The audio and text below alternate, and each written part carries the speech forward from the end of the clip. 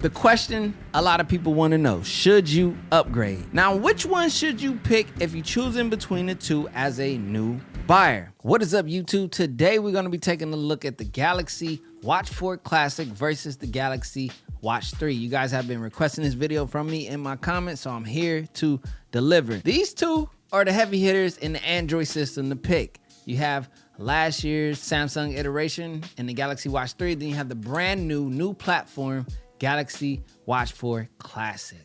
Gotta love it. A lot of new things in here that separates this one from the previous model, and it's some things to talk about. So let's get straight into the comparison. All right, let's get into the pros and cons of the two from a sense of comparison. I like to start my videos talking about the cons, some of the things that may be lackluster. Now, cons between the two of these, let's just be honest, it's not the worst, but it's still not the best battery life from the Galaxy Watch lineup. The original Galaxy Watch has the best battery life, but let's be real, that watch is older and being dated, and these are the current watches. So whatever these battery life options are, it's the same between the two. Now, when we start doing in a comparison platform as far as cons, the Galaxy Watch 3 is obviously going to be older technology, older software, a little bit slower in comparison to the Galaxy Watch 4. The Galaxy Watch 4 is going to have more storage in comparison to the Galaxy Watch 3, so that's a con on the Galaxy Watch 3 in comparison. There's more health sensors with the BIA on the Galaxy Watch 4. We're going to get more in detail into these later. Also, a big one with the new introduction of Wear OS, a con to the Galaxy Watch 3 in comparison is less app availability. So with that being said, let's get into the physical comparison between the two. The funny thing is, it's almost identical in a degree. Now, granted, the Galaxy Watch 3 is slightly bigger and heavier. This thing is coming in at 53.8 grams, just a little bit bigger in millimeters by a smidget, but this one's coming in at 52 grams. Separation isn't by much. So if you're thinking that the design is going to be a separating factor, not so much in the sense of physical. Display wise, they both have a Super AMOLED display, but I will note that the Galaxy Watch 3 has a higher PPI density. So, you know, it's a little bit more better graphically, possibly, but by how much? It's 364 PPI versus 330 PPI. So you can see the separation from a design standpoint is pretty slim. Memory, you get 1.5 gigabytes of RAM and 16 gigabytes of storage versus 1 gigabyte of RAM and 8 gigabytes of storage. So if onboard storage is a big thing to you, the Galaxy Watch 4 Classic takes that category by far. And two more things to note from a physical standpoint. This one has the BIA body composition sensor from a health standpoint. This one does not, as well as when it comes to watch bands. On the previous larger Galaxy watches, it was always 22 millimeters. Well, when you jump over to the Galaxy Watch 4 Classic, it's 20 millimeters, no matter if you go with the larger or the smaller watch size. So you could go 46 or you could go with the smaller version. It's still going to be a 20 millimeter band. And the downside to that, if you're coming from an older, larger Galaxy watch, none of your bands are going to fit the new Galaxy Watch 4 Classic. That is a con to the Galaxy Watch 4 Classic. I should have said that earlier. I'll mention it now. All right, let's get into the operating system between these two. The new Galaxy Watch 4, we now have Wear OS, which is a combination of Samsung's optimization and Google's Wear OS. Equals more apps and other functionalities in comparison to the Galaxy Watch 3's Tizen OS, which is limited in comparison. But let's be honest, this was an in-house project, in-house OS, in-house chipset. So Samsung optimized these things extremely well. But Samsung also paired up with Google, and they made sure that a lot of that optimization and performance was passed over even with the integration of Wear OS. So from an OS standpoint, there's one big thing to note for the future. The Galaxy Watch 3's OS support expires in August of 2023.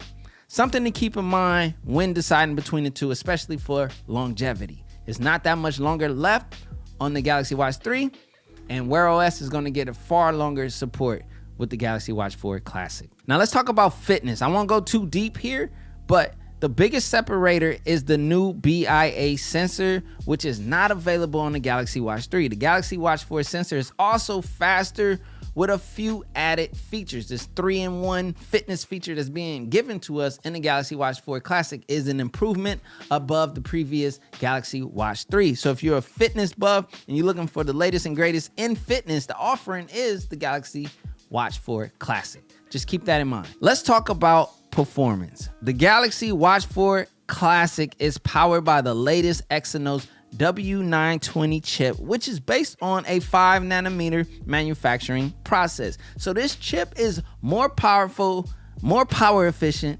faster than the Exynos 9110 found in the Galaxy Watch 3. But let's be honest, both perform very well from a user experience day to day. The Galaxy Watch 4 does have the technology edge, being that it has the latest chip and latest optimization, but the Galaxy Watch 3 is no slack. So the Galaxy Watch 3 is still a great watch. It's just the longevity. Okay, next topic of discussion is going to be battery life. As I told you before, the Galaxy Watch, the OG Galaxy Watch, had the best battery life of any Samsung smartwatch. It was also the biggest and chunkiest and clunkiest and not the best build all around. It had like a super plastic bottom and thus far. Fast forward to the Galaxy Watch 3, going into the Galaxy Watch 4. We don't have the same battery life, but we still have a good and better battery life than some of the competitors out there. But you can look to charge these more often on a regular basis, more than likely every day. So just think about that. Now, it depends.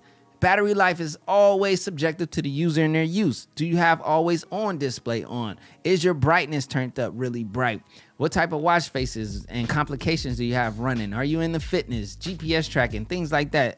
Or if you have an LTE version, these all vary the battery life you're going to get. But I would just, for a buffer, expect to charge this every day. Now, some of you can get more than one day. If you do get more than one day out of your Galaxy Watch 3, comment down below and let the people know. Whether it's the Galaxy Watch 3 or the Galaxy Watch 4, let me know how many days you're getting with your battery charge. Okay, now for the last and most important topic, user experience.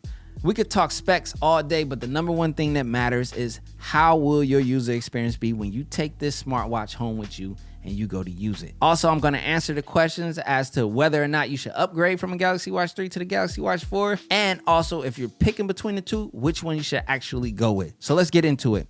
From an everyday user standpoint, both of these smartwatches are great. Both are fast, snappy, and well optimized. But it's obvious that one has newer technology and a brand new platform, with the Galaxy Watch 4 Classic sporting Wear OS versus the past, which is Tizen. Now, I will admit, I do love Tizen, but the beauty about Wear OS and the Samsung integration that we have moving forward right now is the fact that they integrated the things that we loved about Tizen and what Samsung built and brought to the smartwatch era. You still get that in the Wear OS. Now, is it 100% the same as Tizen? No, it's different, but there are benefits to that.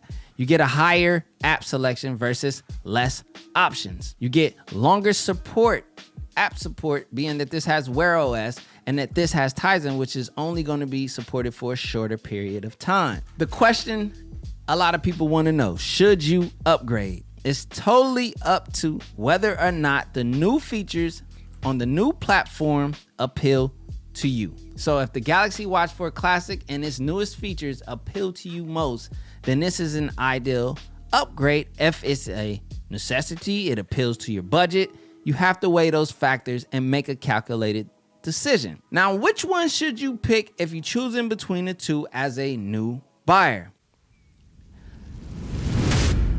Go Galaxy Watch 4 and benefit from the upgrade. It's as simple as that.